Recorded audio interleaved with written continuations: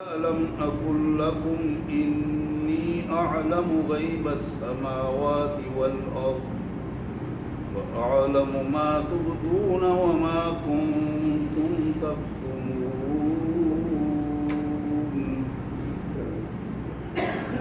وإذ قلنا للملائكة اسجدوا لآدم فسجدوا إلا إبليس أبى واستكبر وكان من الكافرين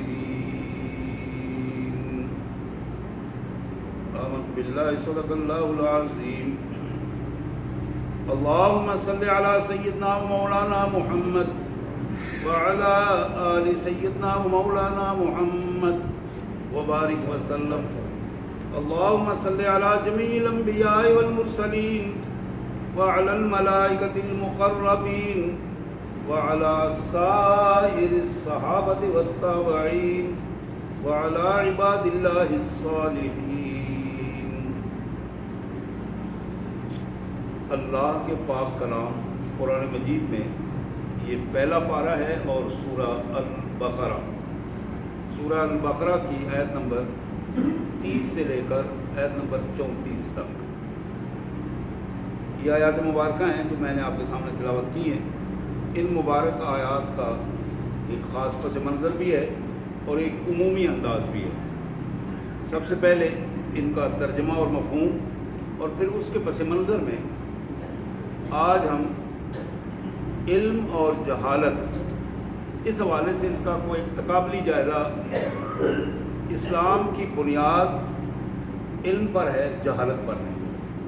اسلام کا نظریہ علم پر مبنی ہے، جہالت پر مبنی نہیں. اسلام علم کی ترویج چاہتا ہے. اسلام اپنے ماننے والوں کو پہلا حکم جو دیتا ہے فرض کے طور پر اس کا نام علم ہے، اور یہ علمی کیفیت جس کو اسلام ہر کائنات کے ہر فرد کے ذہن تک پہنچانا چاہتا ہے اور اسے عملی صورت میں ڈالنا چاہتا ہے، اس کا نام علم ہے، اس کا نام اسلام ہے.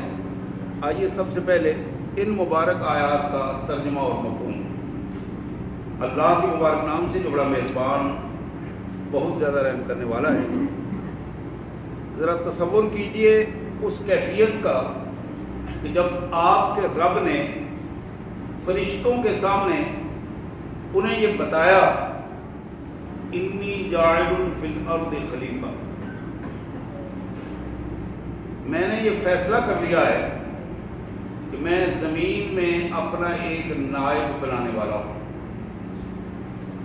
قالوا، اب فرشتوں نے یہ جب فیصلہ سنا تو انہوں نے اظہار خیال کیا اتجعل فیہا من یفسد فیہا ویسفک الدماء،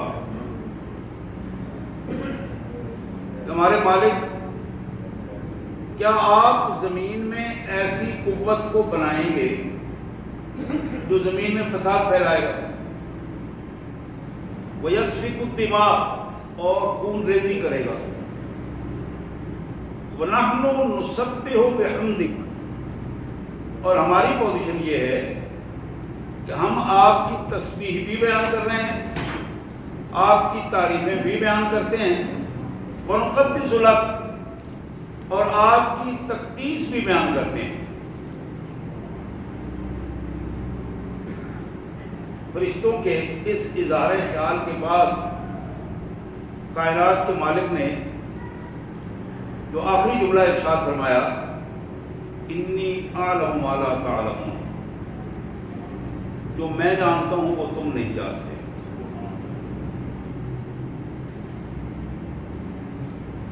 یہ پہلی آیت تھی، ایک منظر کائنات کے مالک نے ہمیں دکھایا اس میں. اب اسی منظر کا ایک دوسرا پہلو دوسری آیات میں ہے. وَعَلَّمَ آدَمَ الْأَسْمَاءَ كُلَّهَا، کائنات کے مالک نے اپنے نائب، اپنے بندے، اپنے رسول، اپنے نبی جناب آدم علیہ السلام کو کائنات کا علم اسماء پورے کا پورا سکھا دیا. اپنے حکم سے جناب آدم علیہ السلام کو علم اشیاء جتنی کائنات کی چیزیں تھیں ان سب کے نام بتا دیے. ثم عرضهم على الملائکہ، پھر ان کی ملاقات فرشتوں سے کروائی. اب فرشتے ظاہر وہی فرشتے تھے اور وہی جن کا تبصرہ پہلے آ چکا تھا. اب ان کو کیونکہ وہ پہلے موجود تھے اور اسی کائنات میں موجود تھے، کارکنان قضاء و قدر کا فریضہ سر انجام دے رہے تھے، ان سے پوچھا گیا کہ انبئونی باسماء ہؤلاء ان کنتم صادقین، ذرا کائنات کی ان چیزوں کے نام بتاؤ اگر تم اپنے دعوے میں سچے ہو. یعنی علمی تفوق اگر تمہیں موجود ہے، علم کے اعتبار سے تمہارا مرتبہ تم سمجھتے ہو زیادہ ہے، بلند ہے، تو اب تمہیں یہ بتانا پڑے گا کہ اس کائنات میں ان چیزوں کے نام کیا ہیں، ان کی افادیت کیا ہے. اس حوالے سے بات. قالوا، ان سب نے ایک ہی جواب عرض کیا، سبحانک، مالک تو پاک ہے، لا علم لنا، ہمیں علم نہیں ہے. مالک ہم نہیں جانتے، آپ جانتے ہیں. صلاحیتیں ساری آپ کے حکم سے ہیں، جو ہماری کمزوری ہے آپ ان سے پاک ہیں. سبحانک، آپ پاک ہیں. الا ما علمتنا، ہمیں تو وہی کچھ آتا ہے جو آپ نے ہمیں سکھایا ہے، جو عطا کیا ہے وہی کچھ پتا ہے. جو آپ کے عطا کردہ علم کے علاوہ ہمارے پاس کچھ نہیں ہے، اپنی ذات کے بلبوتے پر ہمارے پاس کچھ نہیں ہے، وہی کچھ ہے جو آپ نے ہمیں عطا کیا. انکا، بے شک تو، انتا، تو ہی تو ہے. یہ بڑی کمال قسم کی اپنا دوہری تاکید ہے. انکا، بے شک تو، انتا، تو ہی تو ہے. العلیم، صرف تو ہی صاحب علم ہے، جس کا اپنا علم ہے وہ صرف تیری ذات ہے. الحکیم، اور اپنے علم کی بنیاد پر تو غالب حکمت والا ہے، جو فیصلہ کرتا ہے اس فیصلے کو بھی تو ہی نافذ کرنے والا ہے اور وہ نافذ ہوتا ہے. قال یا آدم، اب پھر اسی محفل میں اللہ نے آدم علیہ السلام کو حکم دیا، آدم انبئہم باسمائہم، ان چیزوں کے نام اب تم بتاؤ. ان کو جو سوال ان سے تھا وہی آدم سے سوال کیا گیا علیہ السلام سے. آدم علیہ السلام کو چونکہ علم دے دیا گیا تھا، ان کا علم اپنا علم تھا جو تجربے سے انہیں ملا تھا، جو اللہ نے عطا کیا تھا وہ کلام تھا. اب اس کے مقابلے میں آدم علیہ السلام کا علمی تفوق ثابت ہوا، علمی مرتبہ ثابت ہوا. اور وہ علمی مرتبہ کیا تھا؟ جو کچھ ان سے پوچھا گیا انہوں نے من و عن بتا دیا. قال، اب اللہ تعالیٰ نے یہاں بھی آخری جملہ جو ارشاد فرمایا، الم اقل لکم انی اعلم غیب السماوات والارض واعلم ما تبدون وما کنتم تکتمون. کیا میں نے تمہیں یہ نہیں بتایا تھا کہ جتنا غیب ہے وہ تمہارے لیے ہے؟ میں تو ہر چھپی سامنے ہر چیز کو جانتا ہوں، اور جو کچھ تم چھپاتے ہو، جسے تم ظاہر کرتے ہو، میں وہ بھی جانتا ہوں. کائنات کی ہر چھپی اور ظاہر چیز کو بھی جانتا ہوں، اور جو کچھ چھپاتے ہو اور ظاہر کرتے ہو اس کو بھی جانتا ہوں. اب ایک تیسرا منظر سامنے آتا ہے اس کے بعد، وَإِذْ قُلْنَا لِلْمَلَائِكَةِ اسْجُدُوا لِآدَمَ فَسَجَدُوا إِلَّا إِبْلِيسَ. یہ تیسرا منظر کا یہ نتائج کے اعتبار سے پہلے منظر میں فیصلہ تھا، دوسرے منظر میں اس فیصلے کی امپلیمنٹیشن تھی، اس کی عملی دلائل اللہ نے سامنے رکھے. اب اس کا نتیجہ ہمارے سامنے آ رہا ہے. نتیجہ کیا ہے؟ جب ہم نے فرشتوں کو حکم دیا کہ تم سارے کے سارے جھک جاؤ آدم کے سامنے. سارے جھک گئے, ابلیس نہیں جھکا. قالا, ابلیس نہیں جھکا, ابا, اس نے جھکنے سے انکار کر دیا. واستکبر, اپنے آپ کو اس نے آدم سے بڑا بنا کر پیش کیا. واستکبر, اپنے آپ کو آدم سے بڑا بنا کر پیش کیا. وکان من الکافرین, اسی پوائنٹ پر اللہ فرماتے ہیں وہ کافر ہو گیا. دوسری لائن میں ان کو کھڑا کر دیا گیا, مردودین کی لائن میں کھڑا کر دیا گیا.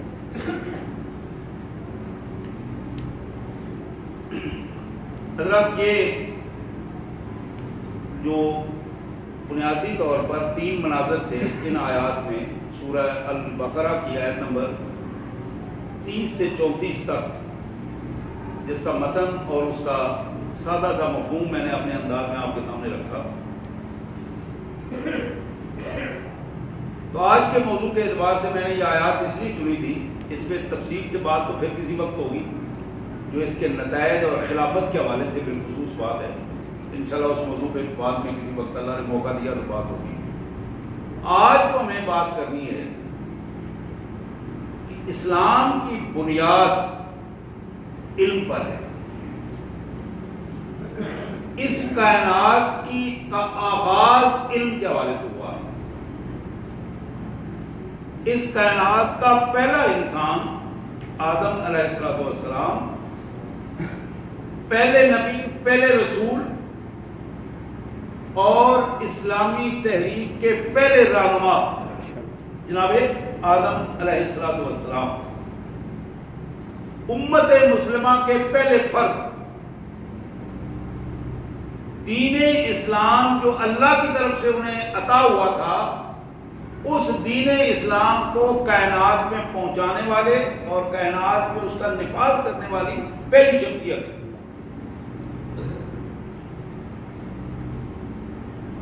اس حوالے سے جناب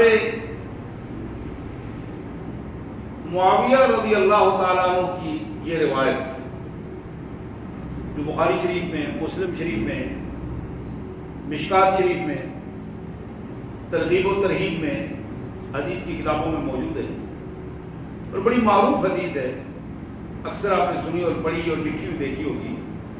من یرد اللہ بہ خیرا یوفقہ فی الدین, جس بندے کو اللہ تبارک و تعالی اس کا مرتبہ بلند کرنا چاہتے ہیں, خیر اسے عطا کرنا چاہتے ہیں, بھلائی اس کے ساتھ کرنا چاہتے ہیں, اسے مراتب دینا چاہتے ہیں, عزت دینا چاہتے ہیں, یوفقہ فی الدین, اللہ تعالیٰ اسے دین کی سمجھ عطا کر دیتے ہیں, دین کی سمجھ عطا کر دیتے ہیں. یہاں یہ بات ذہن میں رہے کہ جو بندہ کسی بھی فرقے کی نمائندگی کر رہا ہے, فرقے کی نمائندگی کر رہا ہے, وہ دین کی سمجھ والا بندہ نہیں ہے. جو بندہ کسی فرقے کی نمائندگی کر رہا ہے, کسی فقہی مسلک کی نمائندگی کر کے اپنے آپ کو اس کے ساتھ اس نے اٹیچ کر کے تعصب کا اظہار کر دیا ہے کہ میں بھائی حنفی ہوں, میں وہی تسلیم کروں گا جو میرا مسلک مجھے کہے گا, میں شافعی ہوں, میں وہی مانوں گا جو کچھ شفافے کا مسلک ہے, میں حنبلی ہوں, میں مالکی ہوں, اور آج کی زبان میں بریلوی ہوں, دیوبندی ہوں, اہل حدیث ہوں, اہل تشیع ہوں. جو کچھ میرا مسلک بڑے کہیں گے میں وہ مانوں گا, جو بڑے نہیں کہیں گے میں نہیں مانوں گا. یہ جو اکابرین کا ایک بت ہے دین میں, اسلام نے اس بت کو توڑ دیا ہے. اسلام میں کوئی شخصیت نہیں ہے, اسلام میں کوئی شخصیت نہیں ہے. محمد الرسول اللہ صلی اللہ علیہ وآلہ وسلم کی ایک شخصیت پوری انسانیت میں ایک, اور اس شخصیت کی اتباع کی بنیاد اللہ کی اتباع ہے.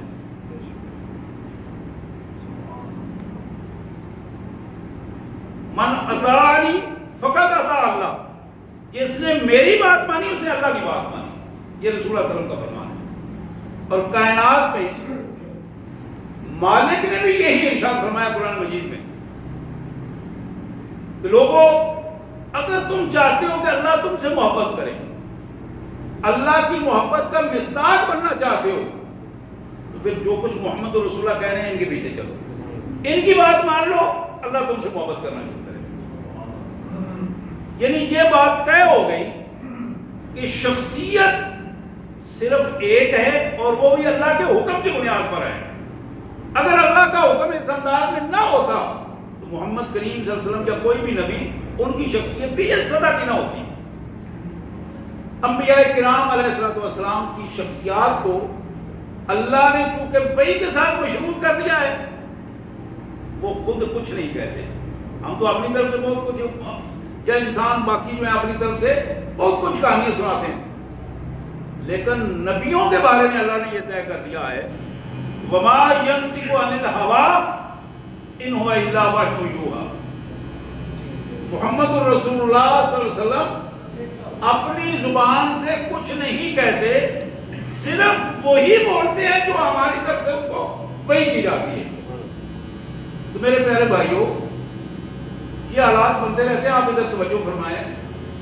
یہ بجلیاں آنا جانا رہتی ہیں، کوئی ایسی بات نہیں، ٹھیک ہو جاتی ہے.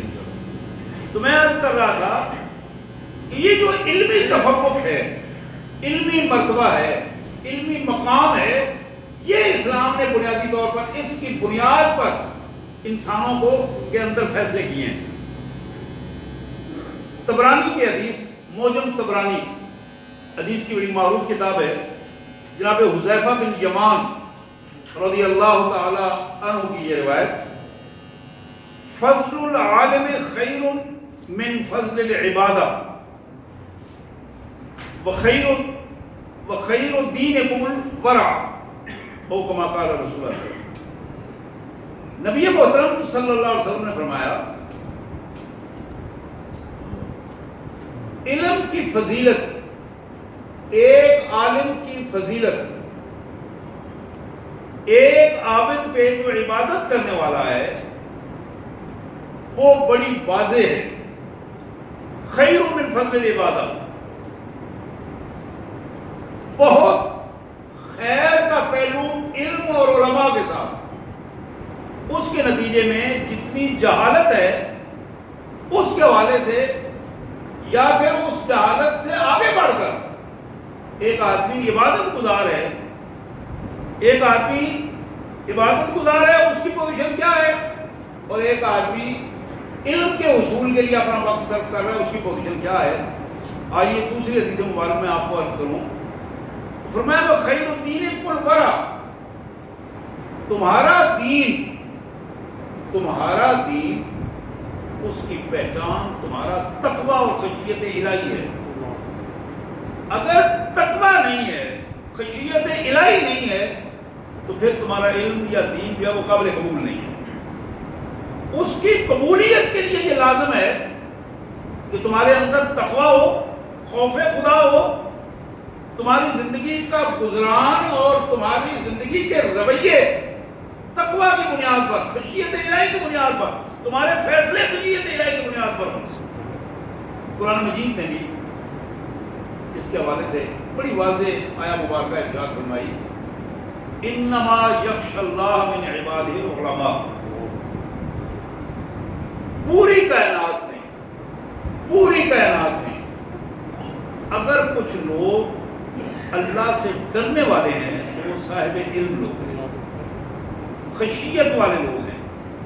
صاحب علم اور خشیت والے لوگ، ایک ہے علم، ایک ہے فن.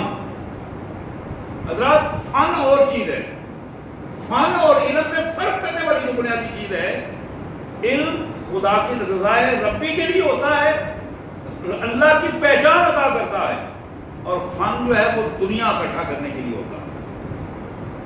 ایک آدمی قرآن مجید حاصل کرتا ہے اس مقصد کے لیے کہ میں اس سے دنیا کماؤں گا، وہ فن حاصل کر رہا ہے، وہ علم حاصل نہیں کر رہا۔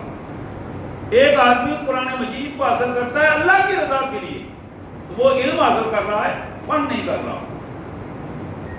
تو میں عرض کر رہا تھا کہ نبی رحمت صلی اللہ علیہ وسلم نے فرمایا، آپ ذرا اس حدیث مبارک کو غور فرمائیے کہ حضرت ابو ذر غفاری جلیل القدر صحابی ہیں نبی رحمت صلی اللہ علیہ وسلم کے، ابن ماجہ کی یہ حدیث ہے، فرماتے ہیں حضور نے فرمایا یا ابا ذر لأن تغدو فتعلم آیتا من کتاب اللہ خیر لک من ان تصلی 100 رکعہ۔ ابو ذر اگر تم نے اس کیفیت میں صبح کی کہ ایک پورے دن میں اللہ کی کتاب میں سے ایک آیت آپ نے حاصل کی، اس کو سیکھا، اس کا ترجمہ سیکھا، اس آیت کو اخلاص کے ساتھ سیکھا، تو آپ کے مقابلے میں جو شخص 100 رکعت نفل پڑھتا ہے، 100 رکعت نفل پڑھنا، اس سے قرآن کی ایک آیت سیکھنا زیادہ اجر اور زیادہ اللہ کو پسند ہے اور زیادہ اجر کا باعث ہے۔ اور پھر اسی کو اور زیادہ رسول اللہ صلی اللہ علیہ وسلم نے فرمایا وَانْتَغْدُوا فَتَعَلَّمَ بَابًا مِنَ الْعِلْمِ عَمِلَ بِهِ أَوْ لَمْ يَعْمَلْ بِهِ خَيْرٌ لَكَ مِنْ أَنْ تُصَلِّيَ 1000 رَكَعَةً۔ اور اگر تم علم کا ایک باب سیکھ لو، یعنی اس کا ایک پورا حصہ تم نے سیکھ لیا، ایک جگہ پہ بیٹھے تو اس جگہ پہ استاد محترم سے علم کو سیکھا، کتاب سے علم کو سیکھا، اور ایک پورا باب سیکھ لیا، ایک موضوع پہ تم نے علم حاصل کر لیا، میرے آقا صلی اللہ علیہ وسلم فرماتے ہیں اس وقت تم اس پر عامل ہو یا نہ ہو، یعنی عمل بعد میں، پہلے علم حاصل کرنا ہے، عاملہ بھی ہی علم بھی عمل بھی، اس وقت تمہارا اس پر عمل ہو یا نہ ہو، تمہارے مقابلے میں جس بندے نے 1000 رکعت پڑھی ہے تمہارا مرتبہ اللہ کے ہاں اس سے زیادہ ہوگا۔ 1000 رکعت پڑھنے سے بھی تمہارا مرتبہ اس سے اللہ تعالیٰ کے ہاں زیادہ بنے گا۔ تو میں یہ عرض کر رہا تھا علم کے لیے خالص ہو جانا، مخلص ہو جانا، اللہ کے حضور علم حاصل کرنا، علم کی بنیاد کیا ہے؟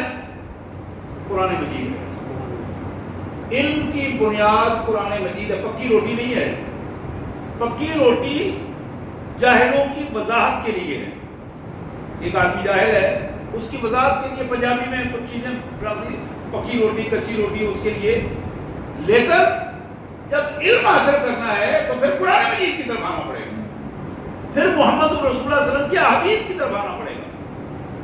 پھر ایک چیز ہے ان کی قرآن مجید اور حدیث مبارک سے اخذ کر کے کچھ چیزیں اپنے طور پر اس کی وضاحت کر کے، اس کی پوزیشن دوسری ہے، لیکن اس دور میں سب سے زیادہ آسان چیز یہ ہے کہ قرآن مجید اور سنت رسول کا علم حاصل کیا جائے، آسان ترین، جو کسی دور میں اتنا آسان نہیں تھا۔ لیکن اس سے اگلا پہلو یہ ہے کہ جب آدمی مخلص ہو جائے اللہ کے ساتھ، اللہ کے کتاب کے ساتھ، اللہ کے رسول کے ساتھ اور اللہ کے رسول کی حدیث اور سنت کے ساتھ جب مخلص ہو جائے اور پھر اللہ سے دعا مانگے، اللہ تعالیٰ اس کو صراط مستقیم عطا کرے۔ لیکن جب آدمی اپنی عقل پہ بھروسہ کرے اور اپنے طور پر ڈھونڈتا رہے، تلاش کرتا رہے، اللہ سے ہدایت نہ طلب کرے، اللہ اس کو سیدھا راستہ نہیں دیتے۔ ہدایت کے لیے طلب کرنا بڑا ضروری ہے، اخلاص ہونا اور طلب کرنا، اور اس کی بنیاد علم پر ہونا۔ یہ بات بڑی اہم ہے جو میں عرض کر رہا ہوں۔ ہماری نجات کے لیے ہدایت ضروری ہے۔ ہدایت کا مطلب ہے وہ رہنمائی جو ہمیں سیدھے راستے پر لے کے جاتی ہے، اس کو ہدایت کہتے ہیں۔ اس ہدایت کی بنیاد اللہ کا قرآن اور محمد کریم صلی اللہ علیہ وسلم کی سنت، حدیث مبارکہ۔ اب ان چیزوں میں جب تک ہم مخلص ہو کر اللہ کے قرآن کی طرف توجہ نہیں دیں گے، حدیث مبارک کو ترجیح نہیں دیں گے، سنت کو ترجیح نہیں دیں گے، باقی باتوں پر ہر چیز پر ترجیح دیں، تو پھر معاملہ جو ہے وہ ہماری کامیابی کا راستہ نکل سکتا ہے۔ اور میرے پیارے بھائیوں، یہ بات ہمارے ذہن میں رہنی چاہیے کہ دنیا کا کوئی فرد بھی، چاہے وہ علم کی وجہ سے معروف ہو، چاہے وہ معاشرے میں کوئی معاشرتی اصلاح کی وجہ سے معروف ہو، چاہے وہ معاشرے میں کسی سیاسی پوزیشن پر معروف ہو، چاہے وہ معاشرے میں کسی معاشی پوزیشن پر معروف ہو، کسی فن کی وجہ سے یا علم کی وجہ سے معروف ہو، لیکن یہ بات ذہن میں رہنی چاہیے کہ جب بھی قرآن و سنت کا کوئی فیصلہ سامنے آ جائے تو کسی بندے کی بات کی کوئی اہمیت نہیں ہے، چاہے وہ دنیا داری میں کتنی اہمیت کیوں نہ رکھتا ہو۔ اگر ہم اللہ کے رسول صلی اللہ علیہ وسلم کی بات کو چھوڑ کر، نعوذ باللہ، اللہ کے رسول صلی اللہ علیہ وسلم کے ارشاد کو چھوڑ کر اس کے مقابلے میں کسی کی بات کو ترجیح دیں گے تو نتیجہ کیا نکلے گا؟ گمراہ ہو جائیں گے، گمراہ ہو جائیں گے، اور وہ گمراہی ہدایت کے مقابلے میں ذلت و رسوائی سے دوچار کر دے گی۔ اس دنیا میں تو ہو سکتا ہے کچھ شور شرابے کی وجہ سے ہم لوگوں کی رائے حاصل کر رہے ہیں، لوگوں کی آشیرواد مل جائے، لیکن اللہ کے یہاں اس کی کوئی اہمیت نہیں ہوگی، اور دنیا میں بھی خاتمہ جو ہے بلاخر ذلت و رسوائی کے ساتھ ہوگا۔ دنیا کا خاتمہ بھی ایسے بندے کا ذلت و رسوائی کے ساتھ ہوتا ہے جس نے کلمہ پڑھنے کے بعد محمد رسول اللہ صلی اللہ علیہ وسلم کے مقابلے میں کسی دوسرے کی بات کو ترجیح دی۔ تو میں یہ عرض کر رہا تھا کہ علم ایک ایسی بنیاد ہے کہ جب تک کسی فرد، اور یہ زندگی میں بھی اور زندگی کے بعد بھی، جب تک کسی فرد کے پاس درست علم نہ ہو اور اس درست علم کی بنیاد پر درست عمل نہ ہو، اس وقت تک بات نہیں بنی۔ میں یہ حدیث مبارک آپ کو پیش کر رہا ہوں، آپ اس پہ ذرا غور کیجیے۔ یہ ابو داؤد میں حدیث موجود ہے، ترمذی شریف میں موجود ہے، نسائی میں موجود ہے، جناب ابو ہریرہ رضی اللہ تعالیٰ عنہ کی روایت۔ محمد کریم رؤوف الرحیم جناب خاتم النبیین صلی اللہ علیہ وسلم کا ارشاد گرامی ہے، من نفس عن مؤمن قربۃ من قرب الدنیا نفس اللہ عنہ قربۃ من قرب یوم القیامہ۔ یہ پہلا جملہ ہے۔ میرے آقا صلی اللہ علیہ وسلم نے فرمایا، جس شخص نے دنیا میں رہتے ہوئے اپنے کسی مسلمان بھائی یا بہن کی مصیبت کو اس سے دور کر دیا، پریشان تھا، اس کی آزمائش میں اس کی مدد کی، اس کے لیے آسانی پیدا کر دی، اللہ تبارک و تعالیٰ کل قیامت کے دن جب یہ بندہ پھنسا ہوگا اس دنیا میں اچھے رویے کی بنیاد پر، کل قیامت کے دن اللہ تعالیٰ اس کی مصیبت کو دور کر دے گا، اس کے لیے آسانی پیدا کر دے گا۔ بہت بڑی رہنمائی ہے، اس پہ غور کیجیے گا، بڑی اہم بات ہے، بڑی ہی اہم بات ہے۔ دنیا میں کسی بھائی بہن کے ساتھ تعاون کرنا بہت آسان ہے، قیامت کے دن اللہ کے حضور پھنسے ہوئے جان چھوٹ نہ چھوٹنا بڑا مشکل بات ہے۔ تو یہاں اس بات کی کوشش کریں کہ جہاں کوئی بھائی کسی معاملے میں پھنسا ہوا ہے، آپ کی چھوٹی سی بات اس کو چھڑا سکتی ہے، آپ کی چھوٹی سی کوشش اس کے لیے آسانی پیدا کر سکتی ہے، آپ کی چھوٹی سی کوشش اس کے اوپر جو بوجھ پڑا ہوا ہے اس کو آسانی میں بدل سکتی ہے۔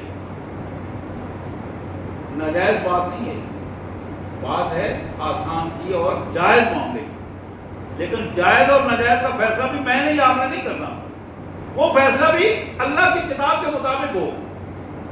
میں اپنی ناراضگی کی وجہ سے کہوں ذرا پھنسے، چل ٹھیک ہے پھنسے رہنے دو، ایسی بات نہیں، یعنی دیانتداری کے ساتھ اس رویے۔ پھر رسول اللہ صلی اللہ علیہ وسلم نے فرمایا، ومن ستر مسلما سترہ اللہ فی الدنیا والآخرہ، جس شخص نے کسی مسلمان کی ذاتی غلطی کو، اس کی عیب جوئی کو، اس کے عیبوں کو پردہ ڈال دیا، اس پر اس کی تشہیر نہیں کی، اللہ تعالیٰ کا قیامت کے دن اس کے عیبوں پر پردہ ڈال سکتا ہے۔ لیکن یہاں یہ بات ذہن میں رہنی چاہیے کہ یہاں اس بندے کی بات ہو رہی ہے جو ذاتی عیب ہے اس کے، لیکن وہ پبلک فگر نہیں ہے، لوگوں کی رہنمائی کا فریضہ سر انجام نہیں دے رہا۔ حضور صلی اللہ علیہ وسلم گھر میں تشریف فرما تھے، ایک بندہ آیا، دروازہ کھٹکا، حضور صلی اللہ علیہ وسلم باہر تشریف لے گئے، ہماری ام المومنین ہماری ماں گھر میں تھی، سیدہ عائشہ صدیقہ سلام اللہ علیہ۔ آپ کچھ دیر باہر کھڑے رہے، اس سے باتیں کرتے رہے، باتیں کر کے کچھ دیر بعد جب آپ واپس تشریف لائے، آپ نے فرمایا عائشہ یہ بندہ جو تھا نا اپنی قوم کا بدترین آدمی تھا۔ المومنین نے عرض کیا یا حضرت، قوم کا بدترین آدمی اور آپ نے اس سے بڑی عزت سے بات کی اور آپ اس سے باتیں بھی کرتے رہے اور اس کا احترام بھی کیا اور اتنی دیر وہ کھڑے ہو کے باتیں بھی کی۔ آپ نے فرمایا وہ اس کی ضرورت تھی، تمہیں میں نے یہ بتایا کہ یہ بندہ دھوکہ دینے میں، جھوٹ بولنے میں، بددیانتی کرنے میں، مکاریوں میں اپنی قوم میں بدترین انسان ہے۔ تو علماء نے لکھا کہ جو شخص اس کے شر کی وجہ سے قوم برباد ہو رہی ہو، محلے برباد ہے ہو رہا، آبادیوں کو نقصان ہو رہا ہو، برادریوں کو نقصان ہو رہا ہو، قبیلوں کو نقصان ہو رہا ہو، اس کے شر سے آگاہ کرنا فرض ہے اور ضروری ہے۔ لیکن محض اپنی ذاتی تعصب کی بنیاد پر کسی کی برائیاں اچھالنا، کسی کو بدنام کرنا اور معاشرے میں اس کی عزت کو تاراج کر دینا، یہ وہ چیز ہے جس کے بارے میں اللہ کے رسول صلی اللہ علیہ وسلم نے فرمایا کہ مسلمان عام اس کا رویہ یہ ہوتا ہے کہ امت مسلمان کے دوسرے بہن بھائیوں کے عیبوں پر پردہ ڈالنے والا ہوتا ہے، اور ایسا بندہ جو کسی کی عام برائیاں نہیں اچھالتا، کل قیامت کے دن اللہ تبارک و تعالیٰ اس کے عیبوں پر پردہ ڈالے۔